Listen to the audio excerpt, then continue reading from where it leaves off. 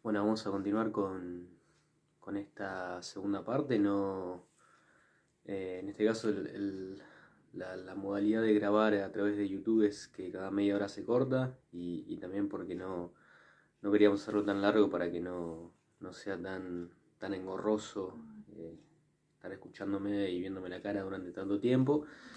Pero vamos a continuar y tratar de seguir explicando lo que veníamos diciendo. Nos habíamos quedado con este texto que es el Atlas de América Latina y el Caribe, en donde decíamos que el objetivo de este texto era buscar una nueva mirada de América no tradicional, sino más bien alternativa, y tratar de insertar a América en la historia. Y habíamos dicho que una de estas cuestiones importantes era darle darle un marco histórico y de periodicidad, es decir, darle un marco temporal. Y en eso habíamos dicho que era importante esta idea de poder pensar América no desde la periodicidad occidental, que es que cuando nace Jesucristo, sino a partir de esta idea de las siglas AP, que es antes del presente, que son realmente útiles para entender qué pasa en América. Bien, tenemos distintos periodos que son importantes y que tenemos que mencionar. El primer periodo es el periodo paleoindio, que va del 20.000 antes del presente hasta más o menos el 10.000 antes del presente. Estos siempre son fechas estimativas, no es que hay un año particular en donde pase esto, sino que son fechas, son procesos en donde se cortan por algún acontecimiento particular, pero no es que el 1 de enero del 2000 antes, no, eso siempre, estas fechas son aleatorias. El 20.000 antes del presente hasta el 10.000 antes del presente es el periodo del Paleoindio, en donde lo que destacamos es el ingreso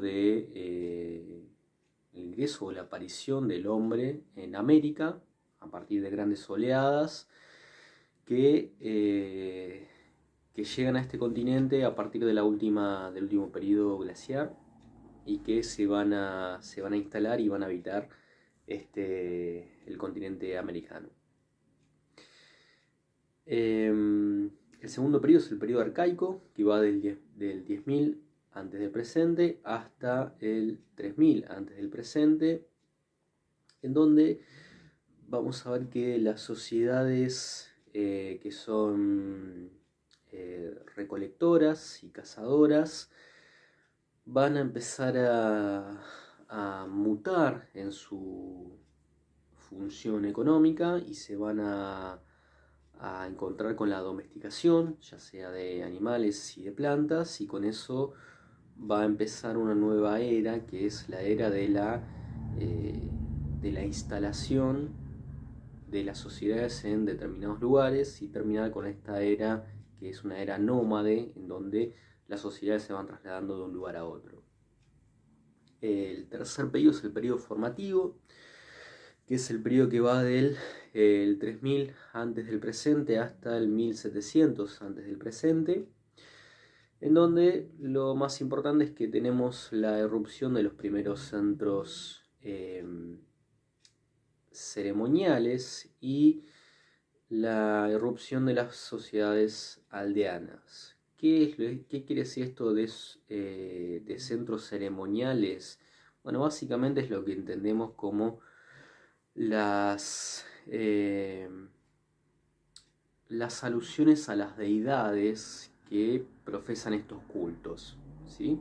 En este periodo vamos a encontrar los grandes monumentos que le rinden culto a los dioses de las respectivas religiones. El cuarto periodo es el periodo clásico, que va del 1700 años antes del presente hasta el 1100 antes del presente, que está caracterizado por las integraciones regionales. Esta es una característica que después vamos a ver, que en el periodo anterior lo que vamos a tener son grandes centros urbanos imperiales que, una vez que se empiecen a disgregar, van a provocar que esa disgregación a su vez provoque una nueva acumulación y unificación por parte de distintos sectores. Entonces, si tenemos un centro, un imperio que se empieza a disgregar, las unidades que se disgregan se van uniendo a otras y de esa manera se van conformando distintas unidades. Esa va a ser la característica de este periodo, el periodo clásico, que, como dijimos, va del 1700 al 1100 antes del presente. Y por último, tenemos el periodo posclásico, que va desde el 1100 antes del presente hasta el 500 antes del presente. El 500 antes del presente está más decirlo porque es la llegada del hombre europeo occidental a América. Con eso se pone fin a este proceso, en donde lo que se destaca fundamentalmente son la aparición o la erupción de grandes centros imperiales, ¿sí? Con esto queremos decir grandes centros imperiales que conquistan y administran una extensiva cantidad de territorio. Fundamentalmente dos imperios, que son el azteca y el inca, que vamos a ver qué pasa. Pero este periodo está caracterizado por esta expansión de estos dos grandes imperios. Con respecto a lo que dijimos anteriormente, que es el desplazamiento, el poblamiento de América, de dónde viene o cómo aparece el hombre en América, lo que tenemos que decir es que hay distintas teorías de cómo aparece el hombre en América, pero la más sólida, la teoría más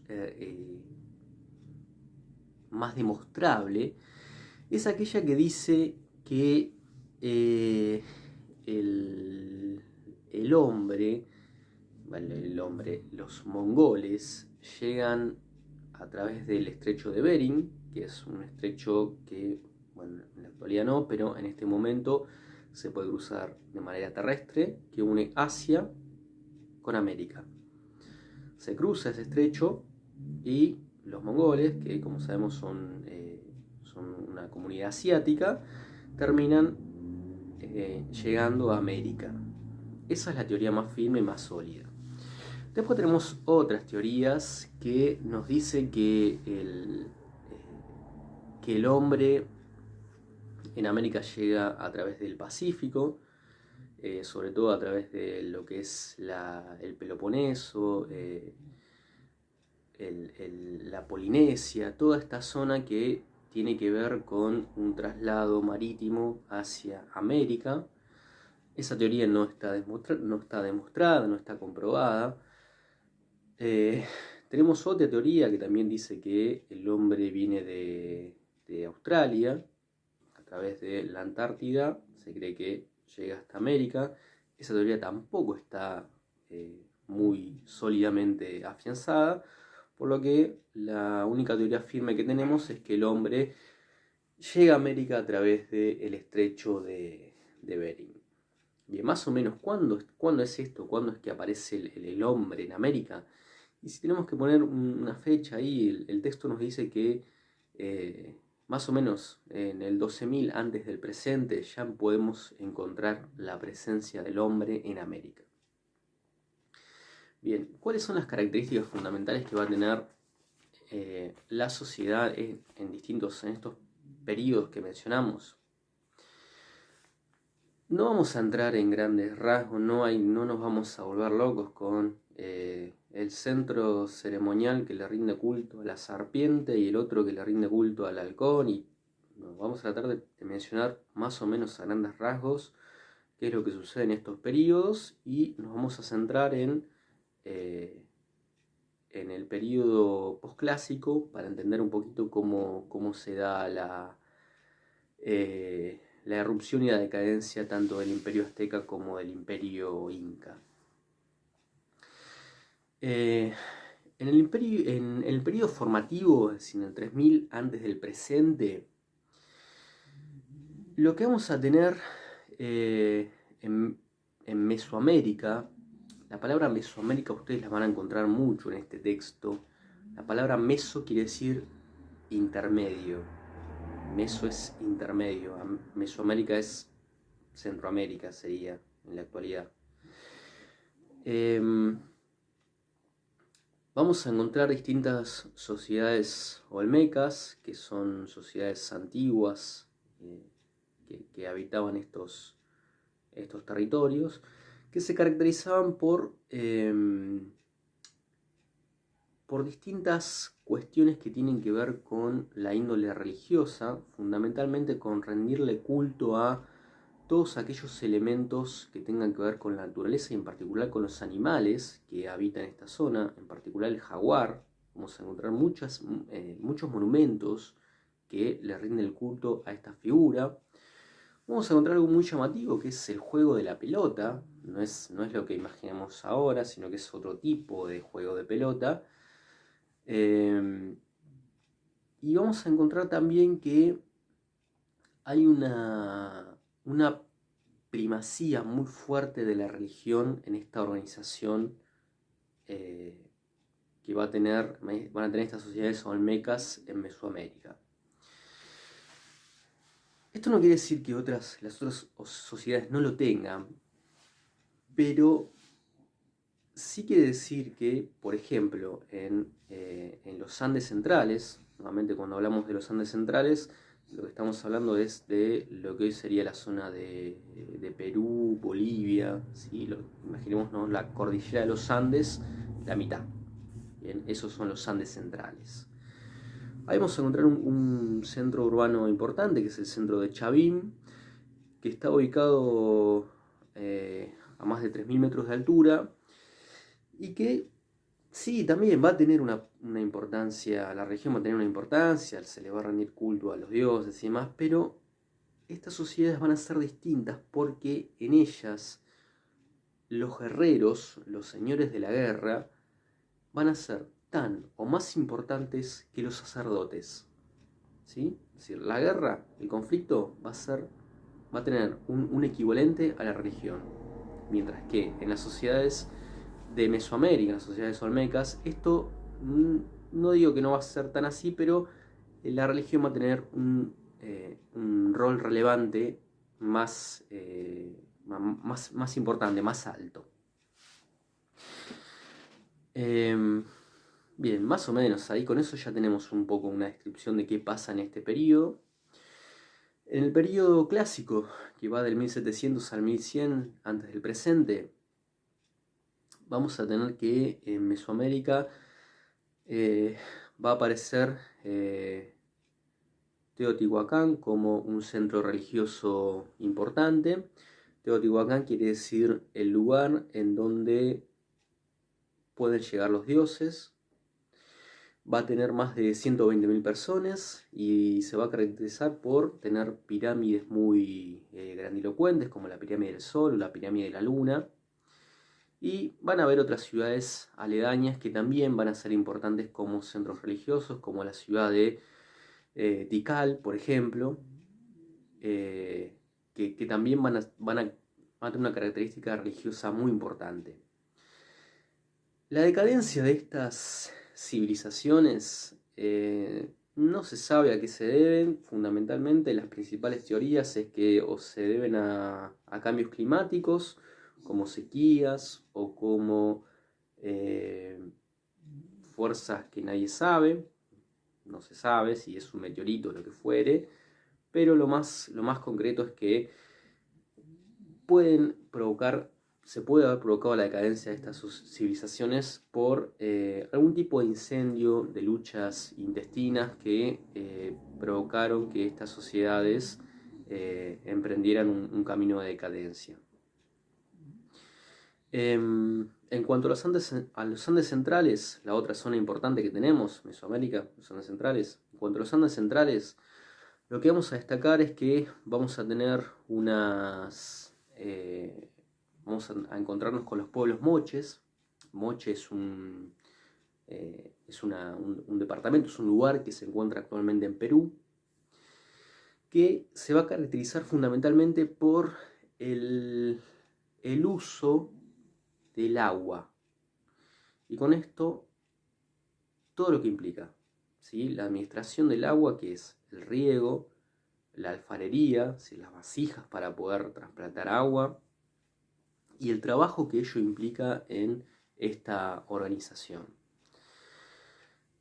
En este caso, en el caso de los pueblos moches, sí es un poco más claro entender por qué se produce una decadencia, porque claramente hay una sequía y esto, sin agua, estos pueblos no pueden seguir subsistiendo. Por lo tanto, esto va a ser un hecho fundamental en su decadencia como pueblo hegemónico. Y ahí vamos a ver que aparecen nuevamente, volvemos a lo que dijimos, tenemos grandes centros urbanos que cuando decaen se van a desprender en unidades menores, ¿sí? Entonces, cuando cae un gran centro urbano, ese centro urbano se va a desprender en distintas unidades particulares. Dentro de esas unidades particulares que vamos a encontrar acá en los Andes centrales, vamos a encontrar a dos: Tiwanaku, por un lado, y Huari, por otro.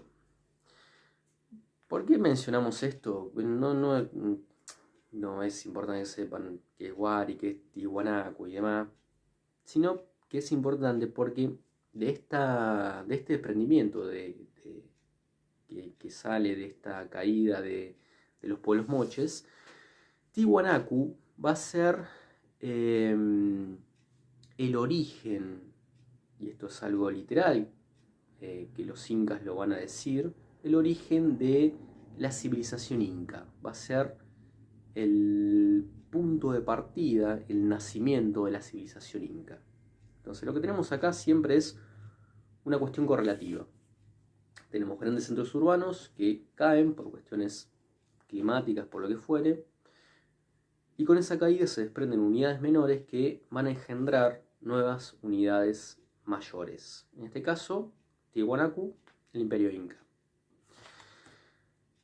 En el caso de, bueno, ya entrando al último periodo, que es el periodo posclásico, que va del 1100 al 500 antes del presente. El 500 antes del presente, lo decimos 500 antes del presente porque es 1492, que es la llegada del hombre occidental a América. En este último periodo, fundamentalmente lo que vamos a tener acá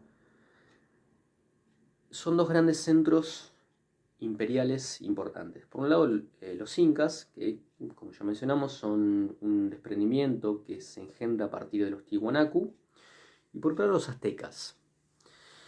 En el caso de los aztecas, lo que tenemos que decir es que fundamentalmente su relevancia está dada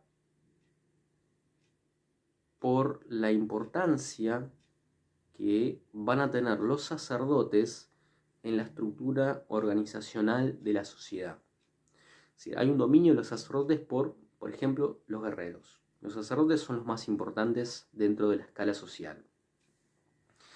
¿Cómo es más o menos la estructura de esta sociedad, de los aztecas? Bueno, por un lado tenemos a los nobles, por otro lado tenemos a la gente común. La gente común serían los campesinos, los artesanos. Y por otro lado tenemos a los esclavos, que no son los esclavos como los conocemos o como lo explicó Fernando, como lo venimos entendiendo. Un esclavo acá, es un prisionero de guerra, pero un prisionero de guerra que no pierde su condición de humanidad. Es un esclavo de guerra y punto, no es un objeto de trabajo. Bien. El Imperio Azteca va a llegar a emprender su decadencia Con la llegada de los españoles en 1821, Hernán Cortés se va a aliar con algunas comunidades, con algunas tribus locales, y va a emprender una guerra contra esta sociedad, contra los aztecas, que finalmente va a terminar desembocando en la decadencia de esta sociedad. Algunas cuestiones ahí que digo y que no es para ser reiterativo, que lo habrán visto y demás, que es que ¿por qué se produce esto? Bueno, se produce entre otras cuestiones porque hay una mentalidad totalmente distinta, ¿sí? Y aclaro esto porque no es que el español viene con ametralladoras y con tanques de guerra y que los aztecas tiran con gomeras. Hay una mentalidad distinta, sobre todo en lo que es la guerra. La guerra para los aztecas constituye un acto por el cual fundamentalmente se busca tomar prisioneros. ¿Para qué? Para agrandar la estructura societal que va a tener esta sociedad. Para los españoles esto no es importante. Los españoles no toman prisioneros, los matan directamente. Entonces hay una mentalidad totalmente distinta en este sentido. Y además a eso le sumamos que se piensa que la llegada de los españoles implica el fin de los tiempos y demás. ¿Qué nos sucede con respecto al caso del Imperio Inca? Bueno, el caso de los incas es un poco distinto porque, bueno, acá vamos a tener una sociedad un poco más segmentada, donde tenemos una elite que está sustentada por fundamentalmente los guerreros, en primer lugar, y los sacerdotes. Los servidores de los señores, en segundo lugar, y en tercer lugar los campesinos. Es muy importante en la cultura incaica todo lo que tenga que ver con la infraestructura hidráulica, ¿sí? Todo lo que tenga que ver con el riego, con los acueductos, todo eso es realmente muy importante, muy increíble, incluso todavía de verlo en la actualidad.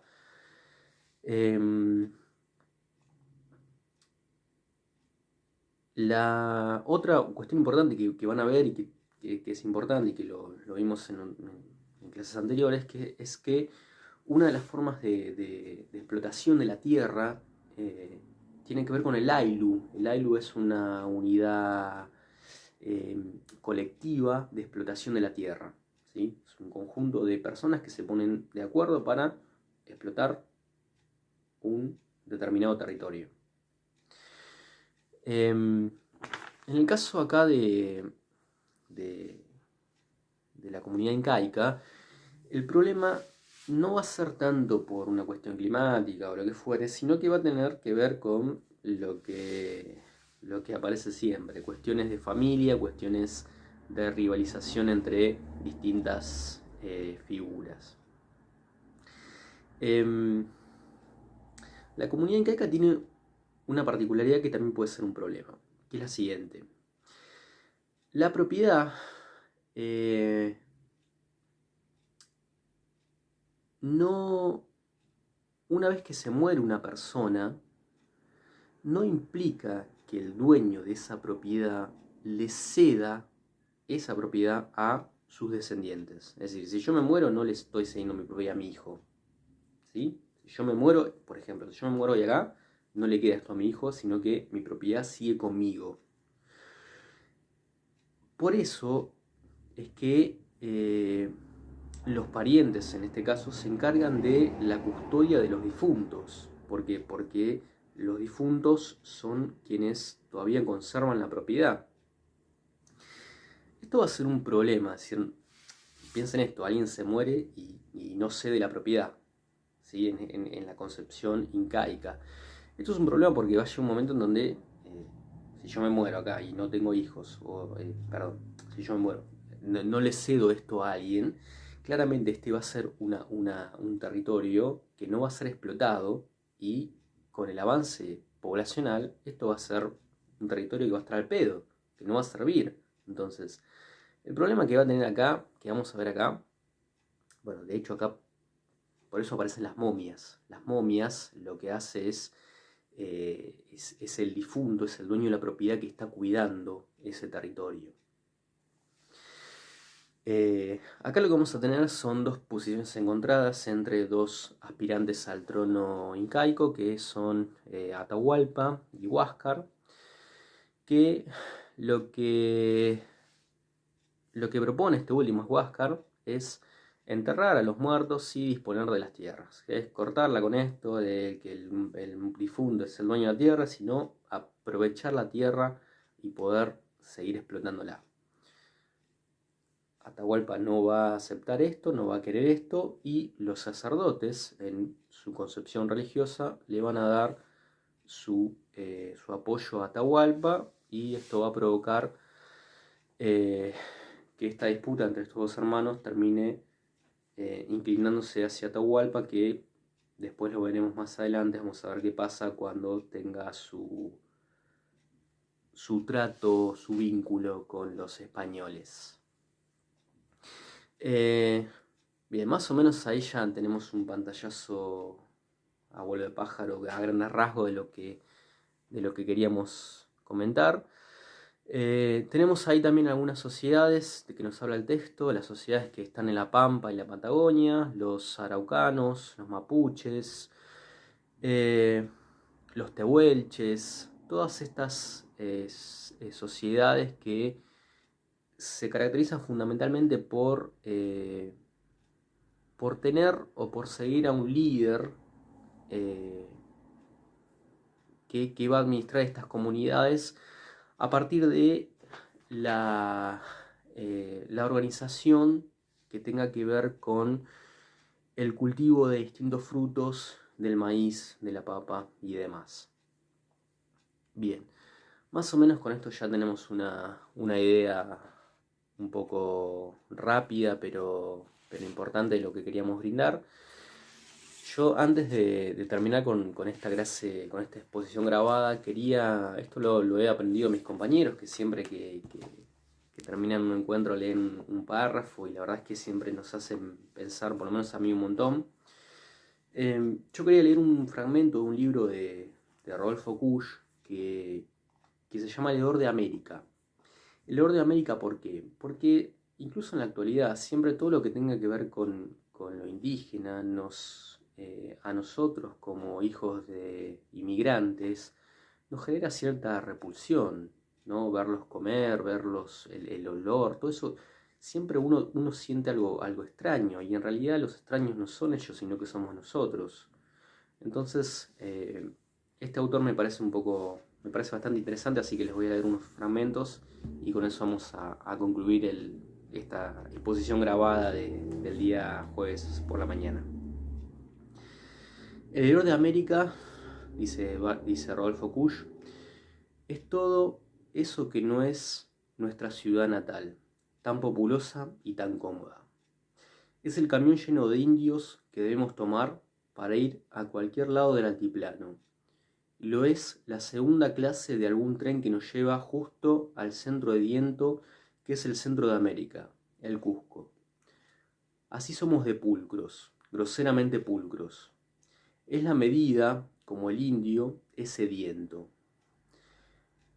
El juicio básico sobre América supone un rostro sucio que hay que lavar para afirmar nuestra convicción y nuestra seguridad y ganar una América limpia, sin mácula, igual que la que tenemos en casa.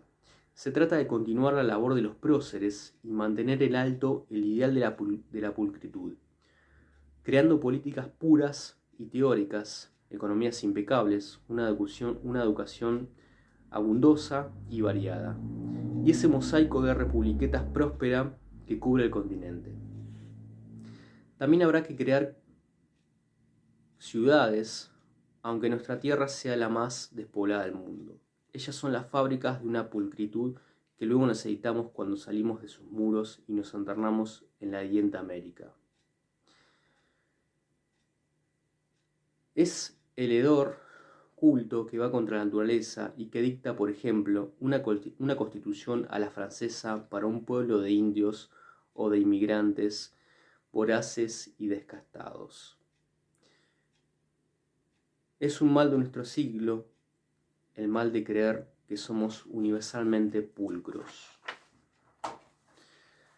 Espero que les haya servido el encuentro de hoy, la exposición. Espero que en la próxima nos podamos ver de manera en vivo y en directo.